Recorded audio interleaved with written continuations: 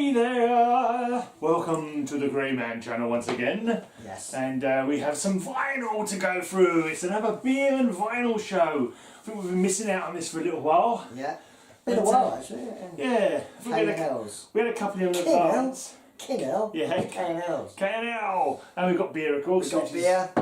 All important. And this could be an interesting show because we've just come from Beer Guys. Just done a beer guy show. Yeah. So we've already got a few beers down. Yeah. I've got double chocolate stout. That's nice. The original dark beer brewed with real chocolate and natural chocolate flavour. Pure luxury. It is. 5.2% by Young's. And thank you to Eric who picked that up for me. Most kind of you, sir. Well, this is something I've not seen. It's called Anyfield. Anyfield. Yeah. But it's EB. It's brewed in Enfield. Okay. Without an extra E to it. Yeah, I don't know why. From Enfield. Maybe that's the old name for the area. Like Could be. Enfield or something. Could be, yeah. Brewed using borehole water from deep beneath the brewery. Oh, right. It's interesting. That's the only info on it. I don't even know what type of beer it is. Okay. There's no info, even the type of beer it is. What's the percentage? 4%. 4%.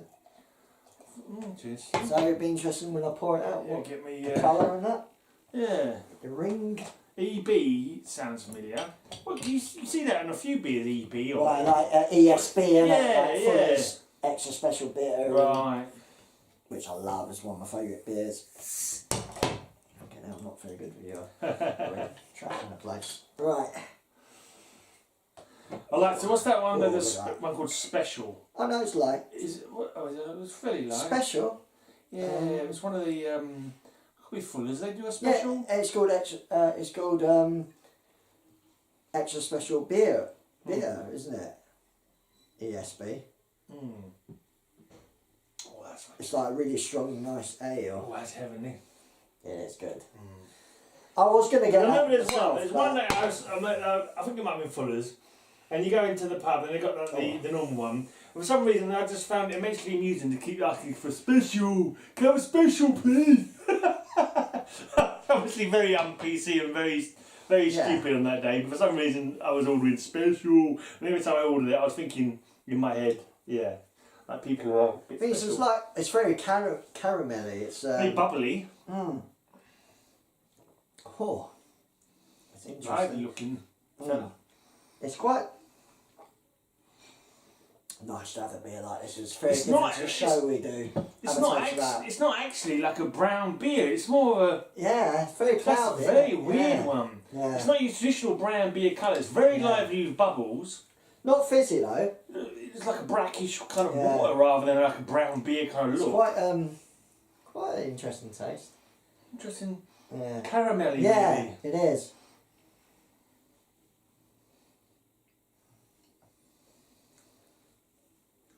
We're still in beer guys mode, tasting beers, aren't we? Ooh. That is not at all unpleasant. No. I could quite happily drink that. That has definitely got a caramelly kind of feel to it. Not much aftertaste. It's like a little initial kind of caramel kind of feel to it. I'm going to have a little drop. Yeah, I thought you might. I like this. Yeah, it is a nice beer. It's an interesting one, that Enfield. Enfield. Anyfield. Does strike me as possibly being like an old name for Enfield. Yeah, it could well That be. sounds a bit Germanic, Enfield. Yeah. Right, so we're going for some vinyl. We're going to go through my K's and my L's today. Yeah. Someone was saying, hope you got some Crater in your K's. And Come on, mate. I've never heard of Crater. Who are they? Yeah. Who are Crater?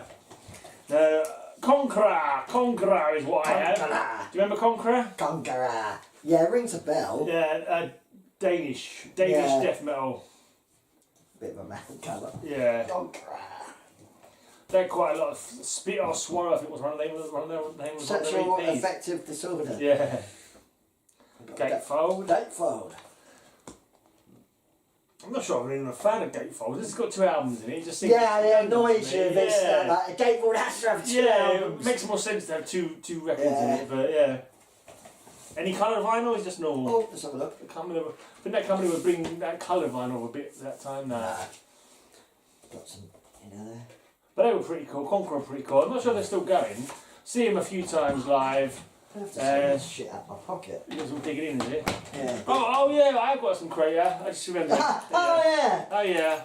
Right, I'm not sure if it's chronologically correct. It is. But we're starting off with Endless Pain. I love Endless Pain. I know you said before that Crater had brought out a couple of daft ones, but all that I've heard by Crater has always been really Not good. the latest stuff. Oh no, not the 80s stuff. Yeah, Definitely not. But some of the more modernly 90s kind of. This is their first album from '85, and I would argue that this is one of the most extreme albums that come out that year. It's actually it's very raw. It's actually dual vocal between each song is either one by Millie or one by Fenton, the drummer. Yeah. But the vocal style of Millie on this album particularly, it's almost like a black metal style vocal. It's very high pitched, very echoey. I love it. It's got a black metal vibe to it, even though...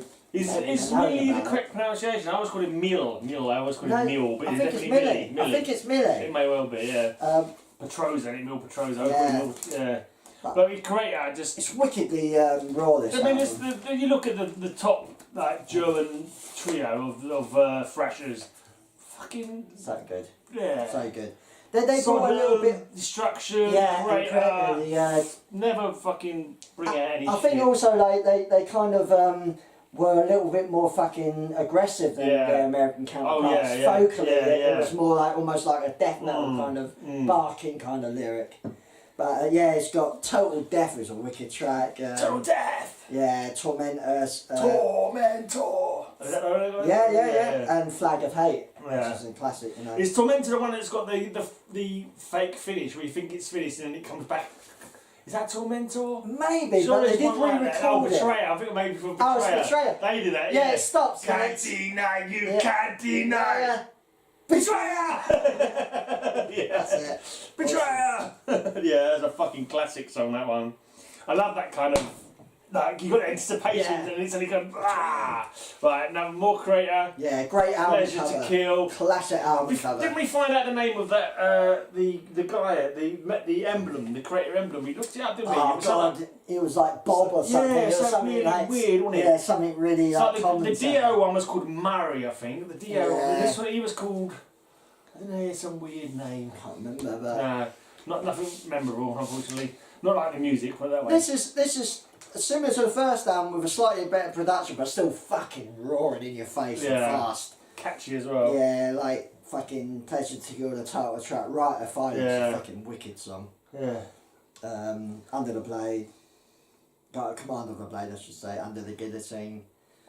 Yeah, wicked. I picture the guys in the back. Very aggressive. Picture the guys in the back. That's how I view thrashers. That's how thrashers should be. You know. Growling and doing that with your hands. But without the black metal makeup on. If they weren't in black metal makeup, we're just looking like the dead. Then that's black metal. Yeah. But this is the typical kind of thrash pose. Yeah. Just like everyone's fucking having fun. That's what I mean. When it comes to music, I love death metal. Don't mind. But black metal's cool. I love doom metal as well. Doom death. I love. If everyone says to me, like, if you had to only listen to one genre of metal for the rest of your life, I'd have to pick thrash. Thrash for me is you know. Talking of Doom, I'm DJing the Sun. Out Sun. Yeah, I saw that. So full on Doom. Yeah. Oh, that's horrible. I saw Sun. Yeah. Yeah, it's hard going. Don't get me wrong. I saw them live, but to be honest, it's basically slow riffs. That's basically all they do. And there's no drums even. No, they were supported by a band called Boris, who weren't bad. Boris, they did an album called Altar. With Sun and Boris called so. Altar. Yeah, I think I got that. Yeah, it's alright actually. It's a little bit more. But I would have enjoyed it if I hadn't fucking had to stand up all night. I'm a martyr to my feet. I was like, if I was sitting on a sofa listening to this. Yeah, some are cool if you're laid out in the dark. Yeah. And like, that's alright. It's very different. Yeah. Very different. But did you know Burning Witch, the band that he was in before? Oh, well, because it's only two guys officially, isn't it? No, I didn't. What's his name? O'Malley or something? Yeah, it's Sean O'Malley, isn't it? Yeah. Before, he was in a band called Burning Witch. And they've got an album called...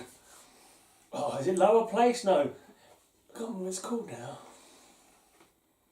I only played it recently. Actually, but it's really fucking good. Really heavy. Pre-Sun, is it? Yeah, Pre-Sun.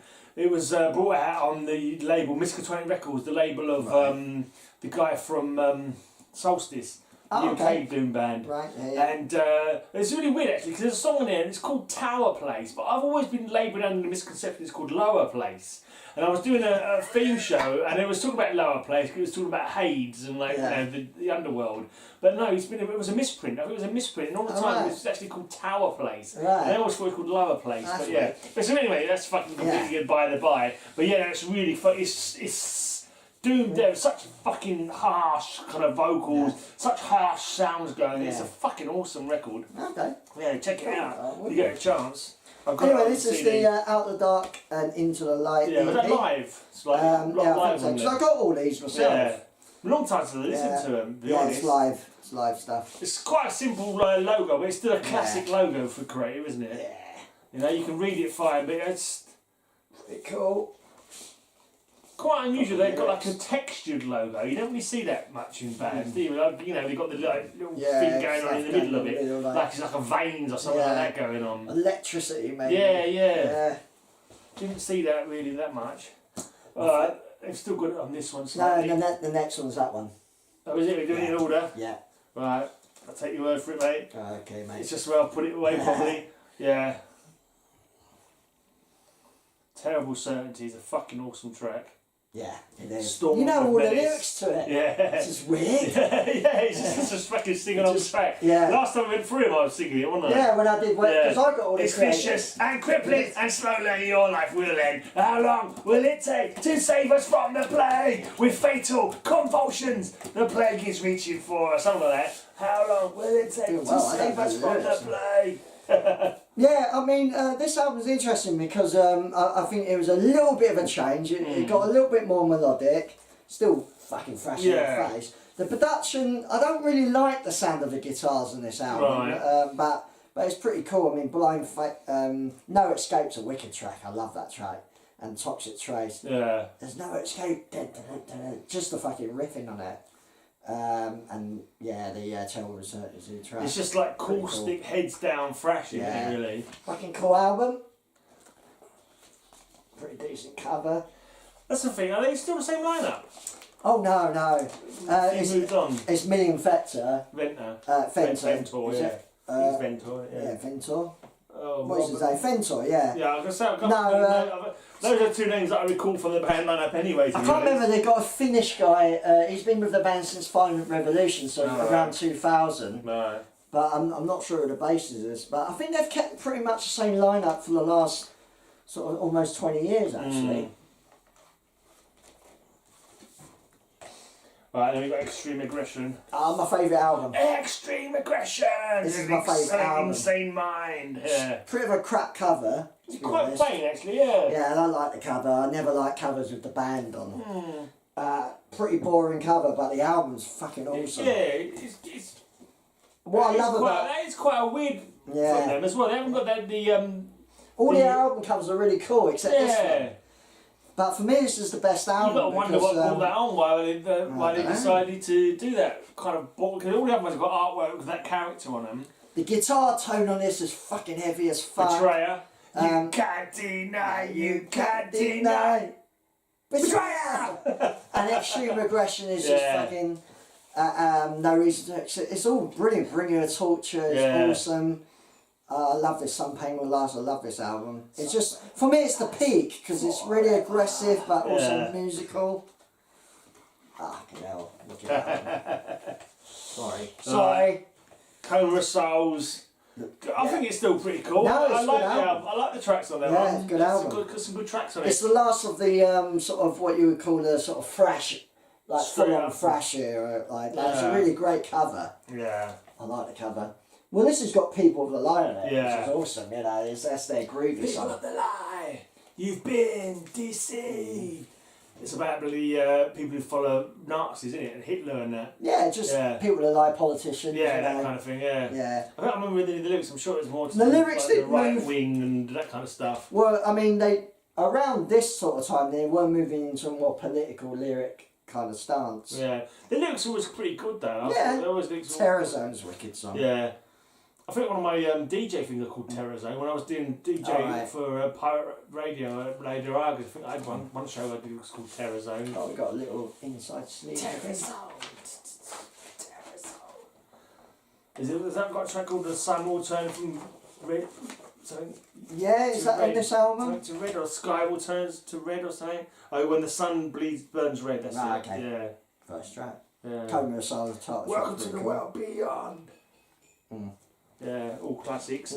Right, and this one, I've said it before, like, me and my mate got this, Mike from Suffering got this, and we were like, first ball we put it on, it was like such a departure from the creator from before, and we were like, what the hell, and we were expecting to fucking, it was like, we heard it first of all, and then you had a knee-jerk reaction, oh, I fucking hate this, what have they done, and a couple of plays, it was like, you know what, this is fucking getting in my, this is getting under my skin, this is, and like, I love this album, I think this is a really fucking good album, complete departure to the previous stuff, and like, I don't think there's any other fucking band doing anything similar, to be honest. That kind of stands out on its own to me as a real fucking out there record that hasn't been, you know, repeated or, you know, even done in that kind of style to me. It's a weird album. I mean, I like it. I do like it. I think like his vocal style changed, less sort of shouting, screaming, and more hardcore. Yeah. And it also has almost like an industrial feel. There's a lot of like sound definitely an industrial kind of vibe going on. But it's still pretty fucking cool. Yeah, I thought it was really good. I mean, like it took me a little while, but eventually it was like, and like, it's alright. After the rain. Yeah, definitely like an experimental. It was an experimental thing, but not. It wasn't experimental in the same way as Celtic Frost, bloody Cold Lake. No. It wasn't that kind of experimental. Even the artwork is kind of surreal and weird. But after this they did, I mean you probably don't go any further than this. No, not on vinyl. They did I can't remember, the next couple albums had a more of a hardcore sort of metal feel. It was still pretty cool. I think I got them on CD. Yeah. But they're not memorable. Yeah. And then they did that one album that was pure goth rock. Oh God. For some reason they did that. They completely changed their style to goth rock for one album, Endorama. I don't know why they did that. I think every band maybe has like a temporary insanity after a certain amount of time. And then they come back with Violent Revolution. Yeah, and they go, what the fuck are we playing at? And then they go back to, Violent Revolution was it Servant in Heaven? Ruling in Hell, whatever. Reconquering the Phone. Really good album. That was a fucking good album, actually. Remember seeing them on that tour. It was Wacken. The Wacken I saw them on that tour. Wacken. Right. Like 1 in the morning or something like that. They were fucking kick-ass. Right, this one goes out to Metal Mickey in the vinyl community. If he sees this, he hates Metal this. Mickey, yeah. Not the same as not the Mickey we know. No, but no. Yeah, you might have seen comment. Comments, Yeah, he's like a decent geezer. Normally, he puts some stuff. I go, I follow. I agree with that. But he hates this album. This album. He says he mentioned it. He says he hates it. I fucking love this album. Let's see if I know who it is. It's pretty cult and like not very well known. I think he had a guy who used to be in Kubla Khan. Kubla Khan. Yeah. I know, I've heard the name, but I can't say I've really heard I it. really fucking dig that album. There's not a fucking duff track on it. I really enjoy it. I don't know. Why would he not like it? Well, maybe I wonder if he listened to it a couple of times and never let it get into his head. There was a track on there called Death Breath, and feel the death breath in your face, feel the death breath, no disgrace. And I used to slightly enough cover. No, it's a nice cover actually. I like that. It's got a Frank Rosetta kind of feel to it. It's like a nice drawn cover.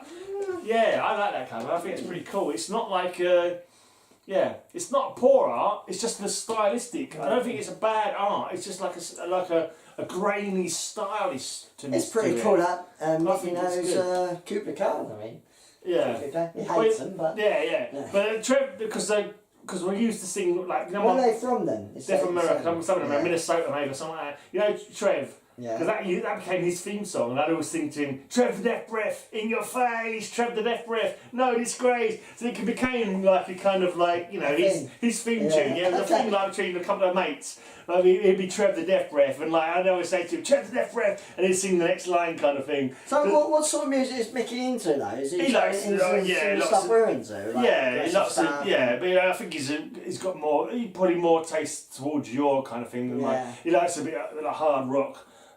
He's getting into black metal a bit more. But for some reason he hates he just didn't like that album. That's fair enough, you know. Fair enough. Yeah, exactly. I don't know it, so I'll have to listen to it. Each to their own, man. I don't fucking hold anything against people who don't like a certain album. You just, I can understand maybe why he didn't like it because it's not. It has got kind of like a different kind of style. It's kind of like I don't say a hollowness, but it's not quite as full of sound as some Thrash albums would be. Yeah. But it's kind of like a little bit thin maybe in the guitar. But I like it. I just. Okay. I really dig that album. Interesting. But there's, fucking each to their own. Yeah. Right, we're on to the L's now. Are we? Yep. Cool. And this is an L of a band. I know that from the back. Lars Rocket. Yeah. Annihilation Principle. These are sort of they were decent. They were not massively the best Thrash. Yeah. When they were thrashing, they were good. They were good thrashing. But mad covers. Yeah, and I kind of think mad cover. Yeah, their albums would have like maybe 2 or 3 good tracks, and the other ones were not quite so memorable. Yeah. One of their most memorable tracks is the fucking cover version of Holiday in Cambodia. Oh, okay. Dead Kennedy, isn't it? Yeah. And Fire in the Hole is like massively great song. But in the other song, it's like I don't really remember it. Holiday in Cambodia. Yeah. Fire in the It's Hole. like I know Fire in the Chasing Charlie, I vaguely remember. But it's like Fire in the Hole is a classic. Classic, yeah. Fire in the Hole. But there's everything else, even though they've listened to it enough and never gave enough of a chance. But there's 2 tracks on there, head and shoulders above every other, and the other ones are kind of like, decent, capable thrash, but not memorable. Yeah. Not Well, and this album. There's nakedness on that one. Yeah, a bit of tit on there, a bit of nipple. Yeah, bit of Bit of nipplage, oh yeah. Oh yeah. Anyway. Yeah, again, this one, I couldn't even remember a song on this one. Drug smuggling gun runners that swap armours for dope and women for sport, is what it says. But it's nothing sacred. They had their own, what do you call it, their own mascot, didn't they? That fella there. Did you ever see the video? I think it was for Fire in the Hole. They had the wrestler Sting. Alright. You had the wrestler Sting? No. He played their show nakedness? Is it all good? Yeah, I don't think I was going to see. It's just a little bit. Yeah, a little bit. Just a bit of. Oh my god. Aureola, is it? I can never. What is that bit around the nipple called? Aureola? Something like that. I don't know. I can't. Oreos? Yeah, Oreos. Yeah. Dip them in your milk, and then suck them. Something like that. We should know we're grown adults. Yeah, Lars Rocket named after I can't remember. You're in the 90s now, so it's like, I actually got a video of them live. Actually, it was pretty cool. They were decent. Right, then moving on. Then we've got some more Lars Rocket. Yeah. Oh, this is the other album I recognise. Know Your Enemy. Know Your Enemy. Look at that. Yeah. I mean, you could say slightly cheesy sort of covers, really, but pretty cool as well. Yeah, I think Lars Rocket. They were a good band. But maybe not as memorable as some other bands. But I could definitely go back and listen to them again, and I'd enjoy it. One of the guitarists joined a big old fucking 90s metal band, but I can't remember who it is at the moment off the top of my head. But definitely one of the guitarists joined sort of a 90s sort of metal band. One of their songs also, I think they got a song called Leatherface. That was the theme tune to Texas Chainsaw Massacre 3. It was on the soundtrack for that horror film. Okay. Also, Death Angel's Board was on there as well. Oh right, okay. Yeah. But this one looks like it might be an M, but it's not. It's an L because it's a split. Oh, alright. All Death on one side, My Liberation front, and then on the other side you got Metal Duck with Quack-a-Mole. Quack-a-Mole. Yeah. All Death in the early days were quite good. I don't like the modern so much. The sense of humour is not as. I don't know, not quite as good, but that one, live then. That split is really good. I really enjoyed that split. Lawnmower Death. I wrote to him around that time as well. I was chatting to him like a little bit, not an awful lot, but you know, that was back when they were underground.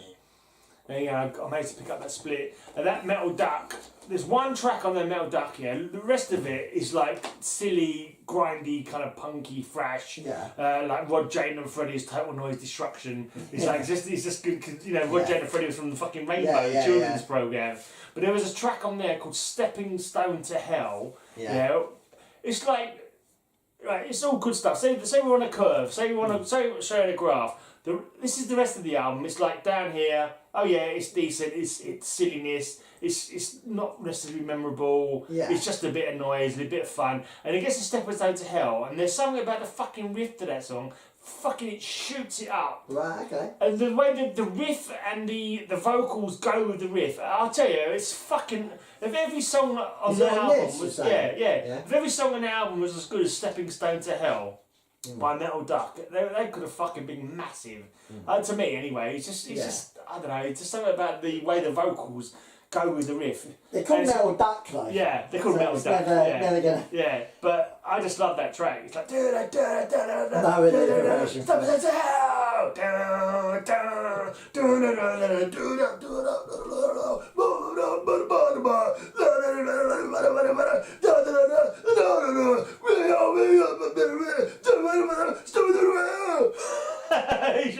Fair enough. That's my rough approximation of how it goes. Sounded good already. You may want to look it up yourself. Yeah.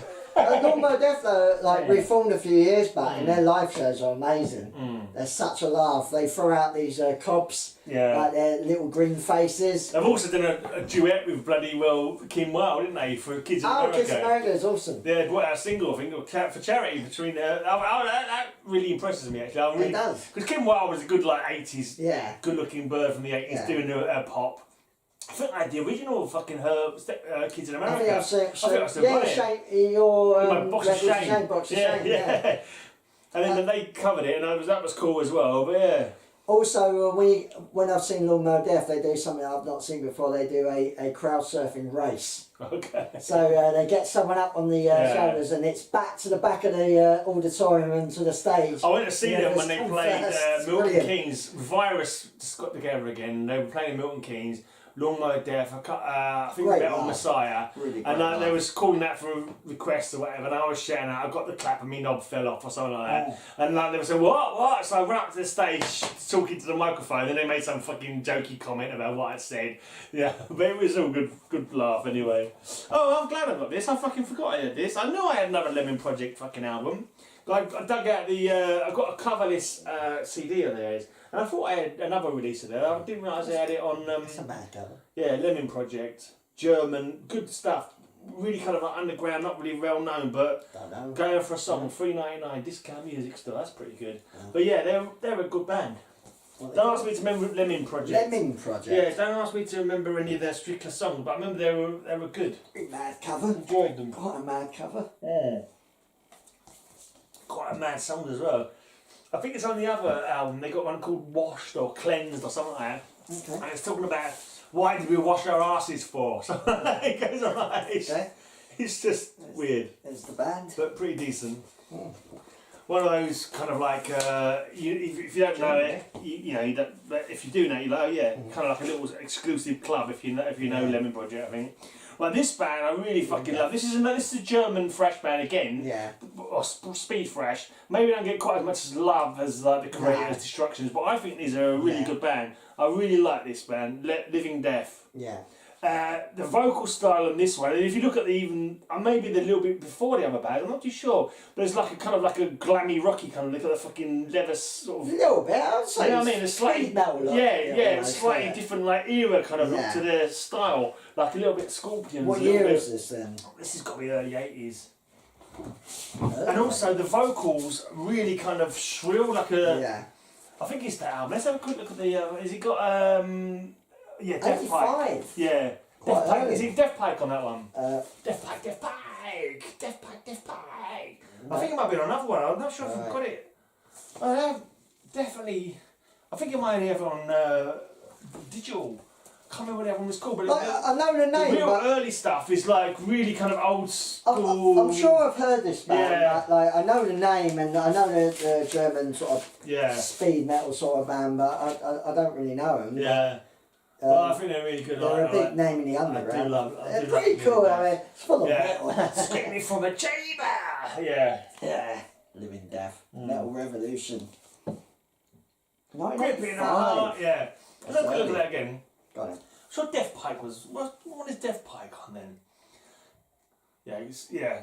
Screaming from a chamber. It's like it's kind of the vocals. Some people don't like the vocals, but I quite like that kind of. It's a bit mad. Yeah. But yeah, I quite dig the vocals from that album. Right. And then we've got to the more well-known albums of theirs. Protected from Reality. I've got that on CD as well. That one. Nice cover. Yeah, the cover's pretty decent actually. Bit reflecting there, should take out the thing. Protected the Reality. Anything interesting going on? Oh, we still done. I think he's got like. Have you never played it or something? No. You got a little thing on the back to open it up with. It's a bit sticky. Yeah. Something interesting inside. Just stop to get any damage, I suppose. Oh, we've got an inner sleeve. There you go. Cool. And the albums that are out at the time, which Holy is always cool to watch. Yeah. Mazes. First woman of extreme vocal, I would say.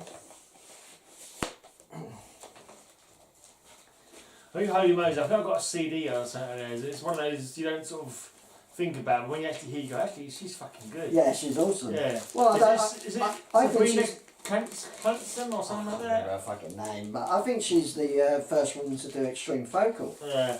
I don't say you put. I'm not happy with that, dude. I'm not happy with that. That's back to front, man. That's so back to front. You got to put the other bit around. The seal bit goes in the back. Is it not obvious? Honestly, you can't take this guy anywhere. If he didn't bring me beers every now and again, I'd have nothing to do with him. Can't fucking do it. Is it stuck to the gloomy flag? It's stuck to the gloomy bit. There we go. Tower Records. I don't remember buying it in Tower Records. Wow, Tower Records. They're still there. They're gone. Tower Records went years ago. Did they really? Of course they did. Tower Records haven't been around for years. There's a documentary. I never even went to Tower Records much. So. There was a documentary come out about the downfall of Tower Records. I haven't seen it. I know HMV disappeared. Well, they're still around, but... I bought this one for £2.99. Oh, no, that cover. This is the famous one. £2.99 Rhythm Records. Living Death, great cover again. World Neurosis. And yeah, every fucking track on there is a banger. Yeah, this is the one that's kind of big for them, I think. Yeah. Big, but I think it was probably. I think it was the last one before they split. I think. Yeah. Because they ended up being two bands. There's a track on there called Sacred KO, and somehow they split up, and one half of them were called Sacred KO, and the other half remained as Living Death. But I never heard anything else by them. I never heard anything more from them. But like literally every single track on there, I could fucking sing it to you now because pretty much I fucking. Yeah, like it. Yeah, it's you've even got a little not enough track on there. Little leaflet thing there. It's like last birthday. Every time it's my birthday, I think of the track Last Birthday. Birthday, it's your last. Come on, cut the cake. It's birthday, it's your last. Bastard at the bus stop. 17th floor, yeah, so was there. Whenever, that comes in my head every time there's a bastard at the bus stop, which happens quite a lot. Yeah. Yeah, Tuesday, if I played it, I'd remember it, but yeah, they're all fucking good. Every single track on that one is a fucking banger. Well, I've finally got some French death metal. It's the last one, Loud Blast. It's a fucking awesome cover, Sublime Dementia. And again, every fucking track on this is awesome. It's not like heads down, bludgeoning death metal. It's a technical kind of, Yeah, loud bars are important. Yeah, kind of slowish, pedestrianly like speed. Great death cover, metal, but hell. really like technical. Cover's and cool. fucking weird as fuck. Yeah, some surreal shit going on there. Yeah, got a cathedral-esque kind of thing going on. Yeah, check out that cover. It's weird. Yeah. And they got even more weirdness on the back. There you go. Is it Scott Burns? I see on the back, produced by Scott Burns. Is it? Yeah, Scott Burns, another classic Scott Burns one. Yeah, so must have gone to Florida for it. Yeah. It's a French band. Scott Burns and Loud Blast. Morrisound, Florida, yeah. Morrisound. Mm. Where they all went. Mm. 1993, bit slightly later on. I think they've got their own sound though compared to a lot of the other bands. I meant to, because I think it's just in the musical sort of style of them is not like super speedy, super like. It was a lot more sort of tempered with their songs. Because Loud Blast almost like sounds like it could be like a grindcore band or something, doesn't it? You know. Cool logo as well. Yeah. Right, that's That was it. That's the K's and the L's. And the beers. And the beers. Mine. Still ain't finished mine. M's next. You're going to have a lot of M's. Most people have a lot of M's. Yeah. So I must have lots of M's. I have shitloads of M's, I did. To be honest, I've maybe got less M's than some because I've only got one Motorhead. And I've got 0 Metallica. Whereas a lot of Metalheads I had a lot of that. Would have a lot of Metallica. So, yeah. I haven't got any Metallica vinyl. I only bought a few CDs when I saw them going cheap a long while ago now, but also a long while after they got big. But yeah, there'll be a few M's. they were one of them bands like I was like, yeah, okay, everyone likes them. I'm not that fucking fast. Move on. Yeah, it was always me. If a band were too fucking big or too popular, I just ignore them. I don't know why. I've got this fucking underdog mentality. I think. Fair enough. I can't like shit that everybody else likes. I've got to like my own shit. Yeah. You know what I mean? So yeah, I like this band. It's like, no one in the fucking world has heard of that band. It's like, yeah, but I like them. yeah, exactly. Exactly. Yeah. Anyway, cheers. It's a fucking empty beer there, mate. Good stuff. Cheers for joining us. For more of our talking. Yes. And infusing. Make a comment. Yeah, leave a comment down below. Leave a comment down below. There may be some giveaways going on my channel. I kind of given up on it though. Nah, come on, you'll be alright. People can't be fucked to fucking comment. It just gets on my tits. It's like, what's the fucking point? Well, actually, I got sent a new CD today that someone sent me for a giveaway. So I'm going to do at least one more giveaway. Yeah. But yeah. Well, anyway. And listen to our shows. Listen to my High Speed Hangover podcast. Not that any fucker ever does. Yeah. At least not in. Listen to Metal Devastation Radio on a Monday at 7 p.m. Not that no one ever does. Yeah, I know. And like, you all bastards, basically. We hate you. Yeah. But we love you too. Yeah, we love you more than we hate you. We hate you this much, but we love you this much. I am a twat.